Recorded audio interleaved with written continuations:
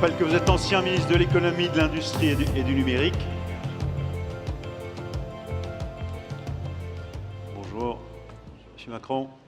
Vous avez la parole, 10 minutes d'introduction, ensuite des questions qui viennent de la salle et du Conseil de l'agriculture française. Je vous en prie, Emmanuel Macron. Merci à vous. Bonjour, messieurs, dames, bonjour à toutes et tous. Je voudrais d'abord, propos liminaire, évidemment, rendre ici hommage à Xavier Belin, parce que, en tout cas pour ma part, en me rendant ici à votre invitation, je ne peux pas ne pas penser à lui, à la fois en tant que grand responsable, homme de l'agriculture et en tant qu'ami. Et donc c'est à lui que je pense ce matin. Et le combat qu'il a conduit, que vous relevez, que vous portez dans cette salle, je veux aussi le faire mien. Alors, Madame la Présidente par intérim, je crois comprendre que vous aurez aussi au mois d'avril des élections devant vous. J'ai cru comprendre aussi que vos élections s'annonçaient plus simples que les nôtres. Donc, je vous félicite de cela. Nous continuerons à nous battre avec une concurrence sérieuse, mais je me réjouis du calme et de la sérénité de la profession. Alors, je sais que je ne suis pas forcément le plus attendu, parce que parfois on dépeint certains candidats, on dirait des candidats des villes et des candidats des champs. Je ne suis pas persuadé d'être un candidat des villes, cher Marcel, tu le sais très bien, parce que la Somme n'est pas le département le moins rural ni le moins agricole, mais qu'importe. J'ai même entendu certains dire qu'avec moi, il n'y aurait plus de ministère de l'Agriculture. Tout est possible, parce qu'on dit beaucoup de choses, et en particulier beaucoup de bêtises. Je veux ici vous rassurer, j'ai dit qu'il y aurait une quinzaine au maximum de ministres. Mais il y aura bien un ministère de l'Agriculture, il sera fort et il sera à plein temps.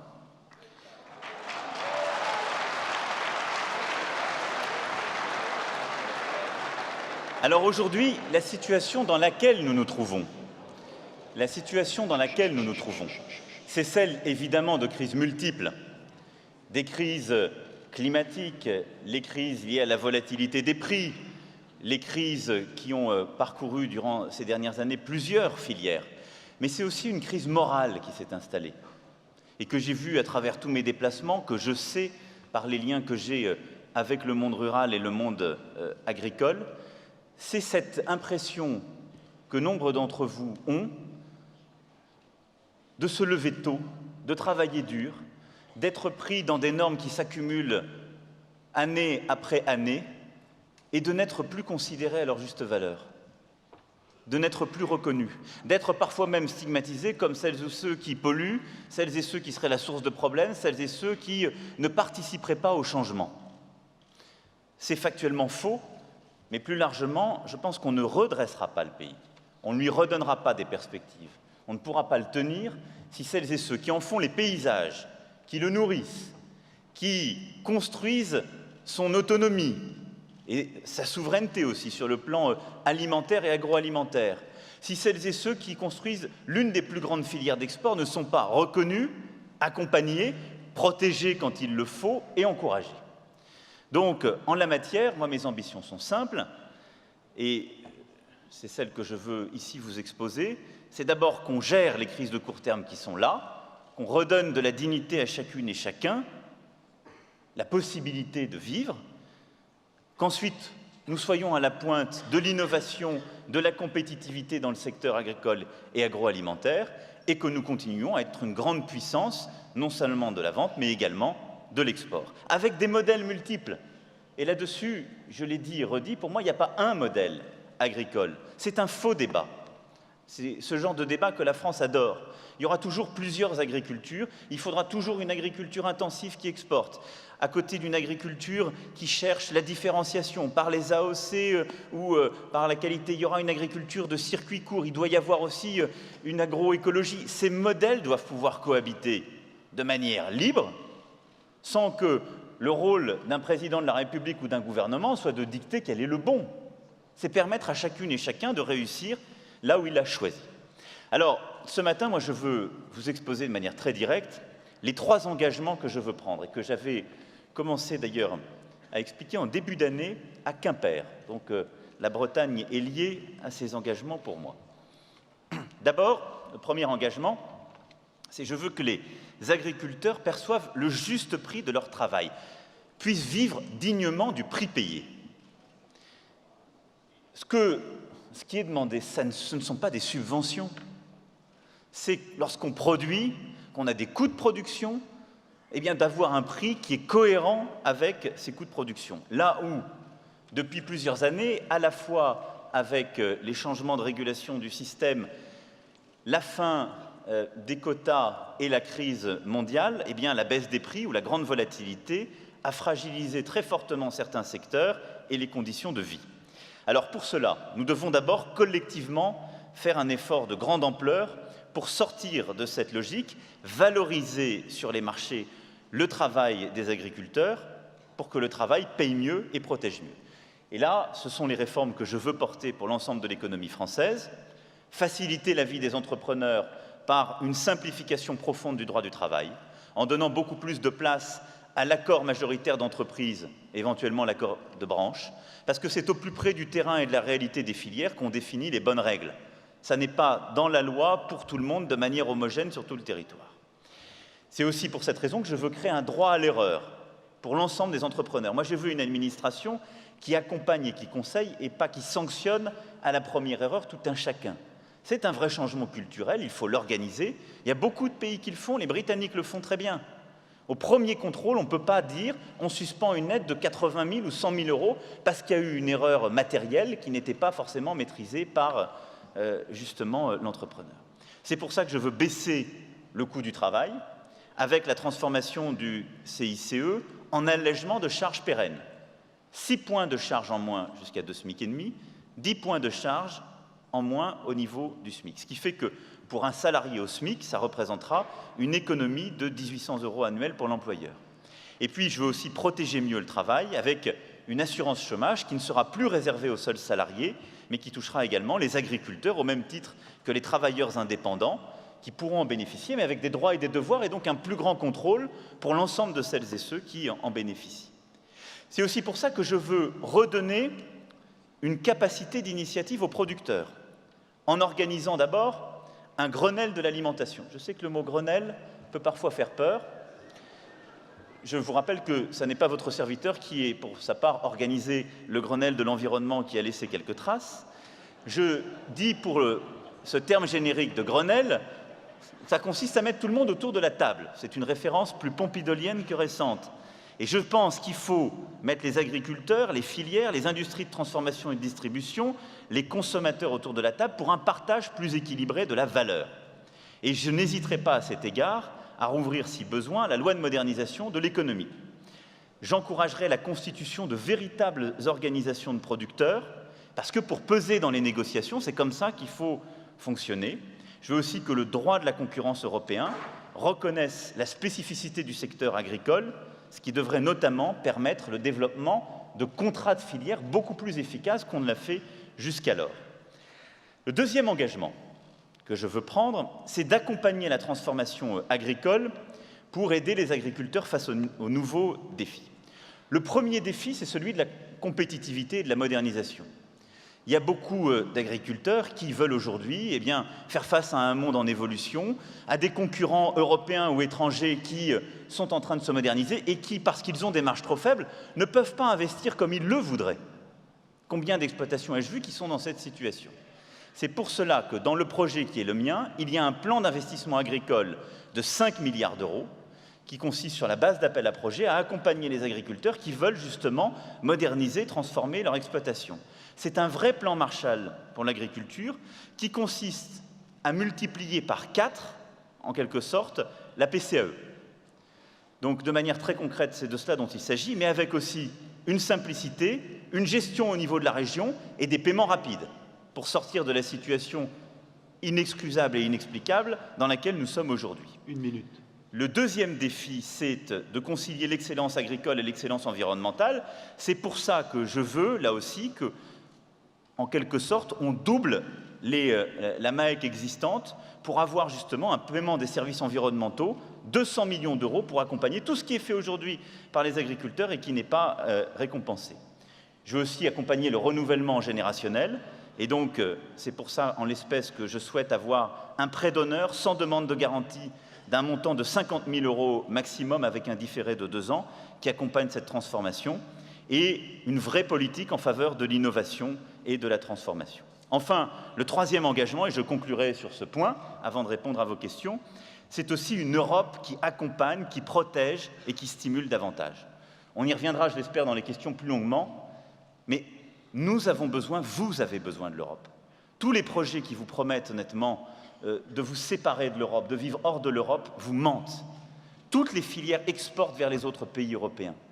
La protection de notre agriculture, elle passera par l'Europe. Vous avez planché hier sur un mieux d'Europe. Eh bien, ce que je veux porter justement, c'est un mieux d'Europe, avec d'abord une Europe qui fonctionne de la même manière partout. C'est-à-dire, je bloquerai toute avancée de nouvelles normes européennes avant d'être sûr qu'il n'y a pas le même contrôle partout en Europe. Je ne veux pas d'une Espagne qui contrôle différemment les mêmes normes que nous. C'est insupportable. Je ne veux plus d'une surtransposition française. Donc, on doit avoir mieux d'Europe. Le mieux d'Europe, c'est une Europe qui est à règle égale, qui avance de la même façon, qui contrôle de la même façon. Christiane Lambert me rappelle qu'il dépasse. Elle veut qu'on respecte la règle. Elle a raison. Le mieux d'Europe, c'est l'harmonisation sociale. J'espère qu'on y reviendra sur le travail détaché, parce que sur la transformation dans l'élevage, c'est un problème fondamental et il faut le régler. Je pourrais y revenir dans le détail. C'est aussi la protection commerciale et c'est la PAC. Et j'espère qu'on en parlera dans les questions. Emmanuel Macron, la salle rappelle à l'instant, j'ai entendu un petit sifflet, façon de dire, il faut respecter les règles les mêmes. En l'occurrence, à un moment donné, vous avez parlé du juste prix, votre premier engagement. J'ai entendu, nous aussi, on veut vivre avec le juste prix. Hein. Alors, Jérémy de Serle, par exemple, première question qui vient du Conseil de l'agriculture française, sur ce que vous venez de dire, et puis ensuite les questions de la salle qu'on va afficher immédiatement, si vous voulez bien. Jérémy de Serle, des jeunes agriculteurs. Ce que j'aimerais vous demander, Monsieur Macron, c'est... Dans moins de 10 ans, presque 50% des agriculteurs pourront prétendre à la retraite. Alors vous avez parlé des aides pour l'installation, enfin ou en tout cas pour les jeunes agriculteurs. Qu'êtes-vous prêt à mettre en place pour accompagner tous ces potentiels cédants qui, dans une dizaine d'années, pourront prétendre à la retraite? C'est peut-être pas commun que le président des jeunes agriculteurs pose cette question-là, mais qu'est-ce que vous êtes prêt aussi à faire pour les retraites agricoles?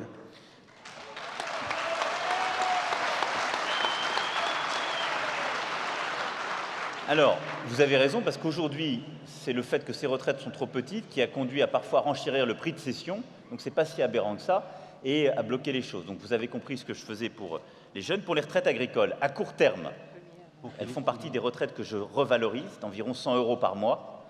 À moyen terme, le système que je propose, et donc la réforme dans laquelle je veux faire rentrer l'ensemble des régimes, c'est une harmonisation de nos systèmes de retraite. Parce que qu'est-ce qui est injuste aujourd'hui ? C'est que le monde agricole se retrouve dans une situation où, quand on compare à d'autres régimes, parfois ce qu'on appelle en particulier les régimes spéciaux, on travaille plus longtemps, on cotise plus longtemps et on a des retraites qui sont beaucoup plus faibles. Et c'est ça ce qui ne marche plus dans le système de retraite français. Et donc pour moi, la mère des batailles, ce n'est pas de bouger l'âge légal, c'est de rapprocher ces régimes. Donc je ferai voter, d'abord il y aura un travail d'expertise et de concertation au deuxième semestre 2017.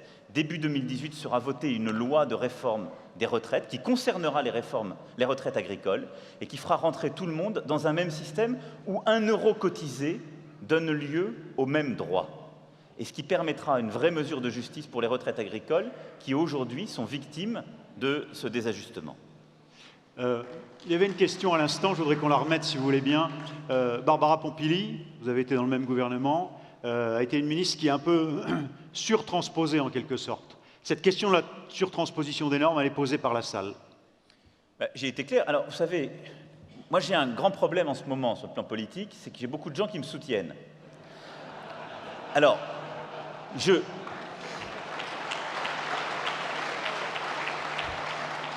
Bon, malgré tout, on se console parce que c'est quand même un problème moins grave que d'avoir beaucoup de gens qui vous quittent, ce qui est le cas de certains autres.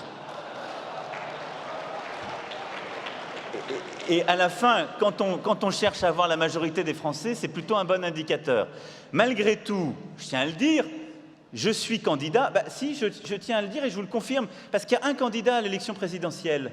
Il prend des engagements, il est clair. Moi, je suis quelqu'un qui décide. Donc quand je dis des choses, je les fais. Et là-dessus, je n'ai jamais mégoté.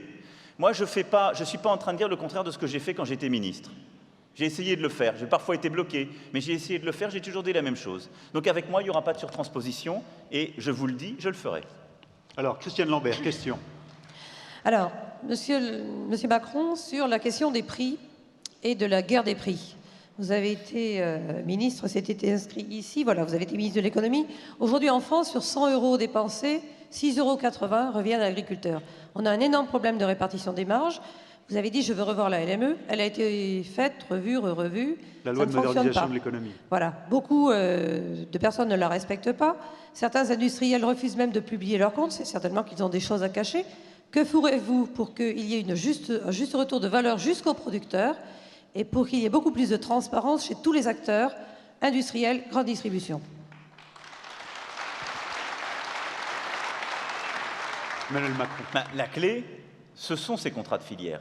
Et c'est d'avoir une vraie obligation de les signer, de les conduire, et donc d'avoir d'abord des organisations de producteurs qui fonctionnent, qui s'organisent à un vrai niveau, c'est-à-dire qui sont suffisamment fortes. Aujourd'hui, il y a beaucoup d'organisations de producteurs, mais elles sont trop faibles pour vraiment peser dans la négociation commerciale. On le sait très bien, c'est ce qui se passe. Donc il faut des organisations de producteurs qui se structurent, et c'est ce à quoi je veux inciter, qui puissent peser dans la négociation. Ensuite, il faut qu'elles accompagnent justement des contrats de filière, filière par filière, qui permettent d'avoir de la visibilité à chaque niveau de la chaîne, de valeur, et d'avoir cette transparence. On sait très bien que dans le lait, par exemple, quand il y a eu des mesures qui ont pu aider, eh bien, elles ont été un moment, il y a eu des efforts qui ont été faits par les distributeurs, ça a été capturé par le transformateur. Et ce n'est pas les producteurs qui l'ont eu à plein. Donc c'est aussi pour cela que je souhaite, dans ce cadre, qu'il puisse y avoir, vous l'avez dit, il y a une grande pression qui a été mise, une vraie transparence. Organisation de producteurs forte, transparence pour chacun des acteurs de la chaîne, vrai contrat de filière. Et derrière, si on n'arrive pas à conclure un contrat de filière où la construction du prix final se fait à partir du prix de production, eh bien, on doit suspendre l'application pour cette filière de la LME et reprendre un système où on construit le prix final à partir du prix de production. Pour moi, c'est ça la philosophie qu'on doit avoir. On ne peut pas rentrer dans un système absurde où le prix final n'est pas cohérent avec le prix de production. Il y avait cette question qui vient de la salle. Que pensez-vous des attaques des différentes associations sur le bien-être animal? Comment pensez-vous valoriser notre agriculture dans telles conditions, nos produits, le travail? Là-dessus, j'ai répondu d'ailleurs à une organisation environnementaliste qui m'interrogeait sur ce sujet. Moi, je n'ai jamais connu un éleveur qui était heureux avec des animaux malades. Il faut me le présenter. C'est comme l'idée qu'un employeur, ce serait forcément quelqu'un qui adore licencier les gens. C'est parfois les représentations qu'on a dans le débat public.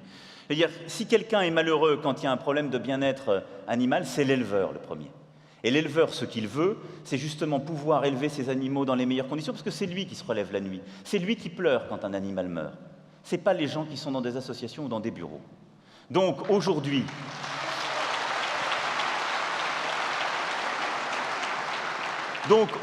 le problème, c'est quand un éleveur n'est pas en situation d'améliorer les choses pour ses bêtes et pour lui-même. Et donc c'est pour cela que moi je veux faire ce plan d'investissement agricole qui permet, quand on a un projet qu'on veut l'améliorer, moi j'étais il n'y a pas longtemps dans la région chez Monsieur Nedelec, qui passe justement, qui a un élevage de 50 vaches qui passe à une production bio.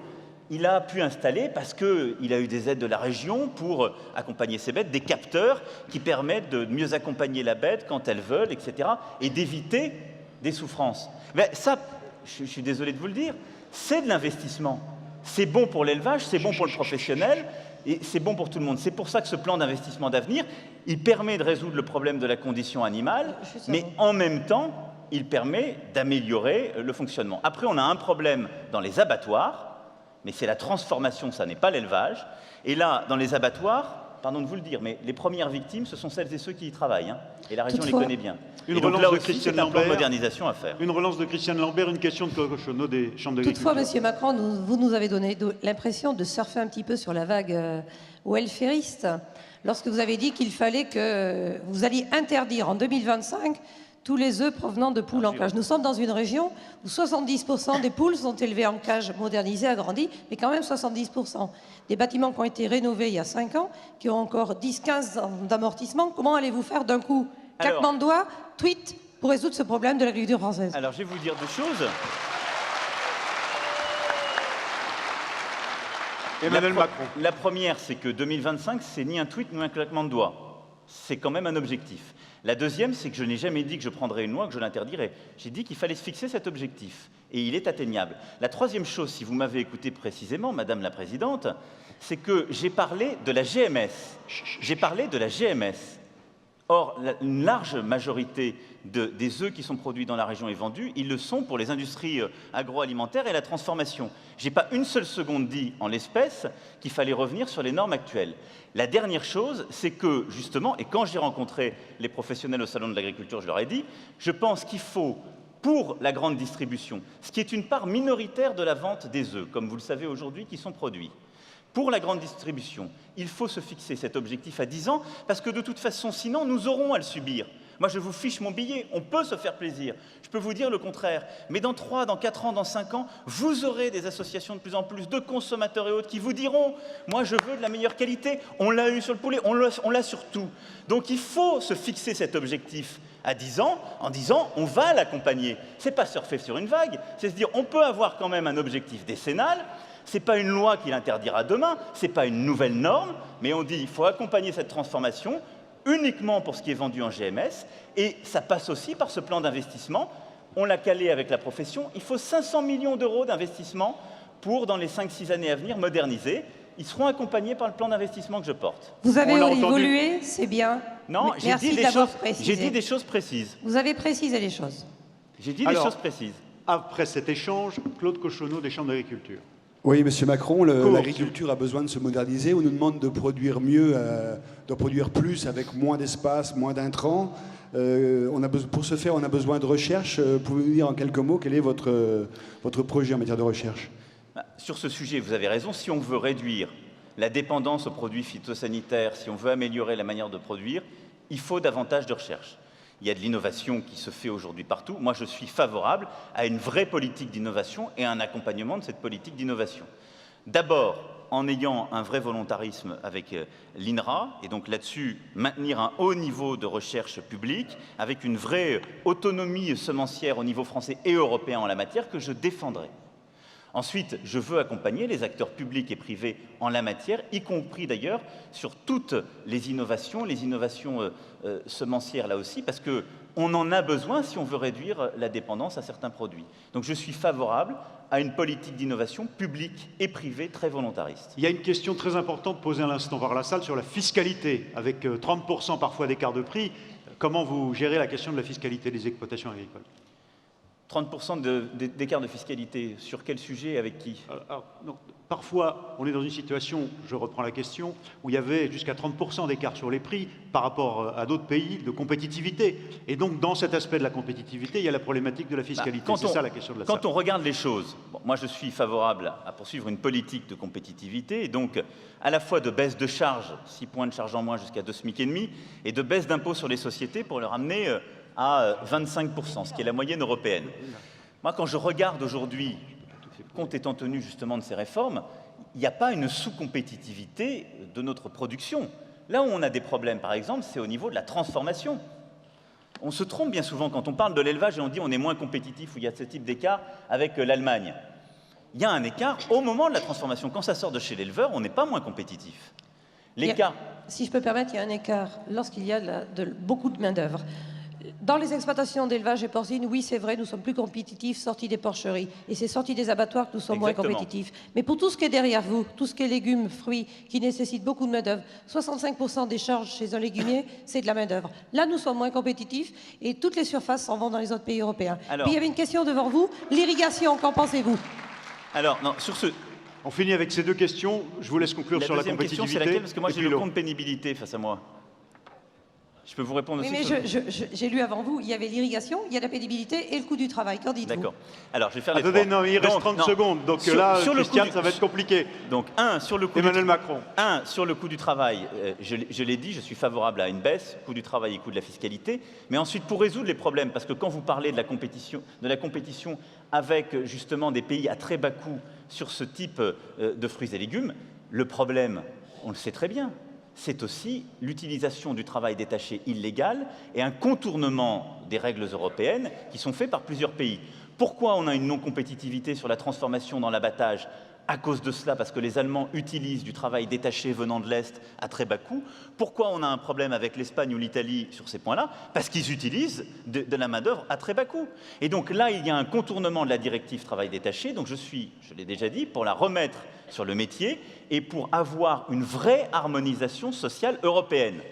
On a des règles, normalement, quand on utilise un travailleur dans un pays, il doit être payé au salaire minimum du pays.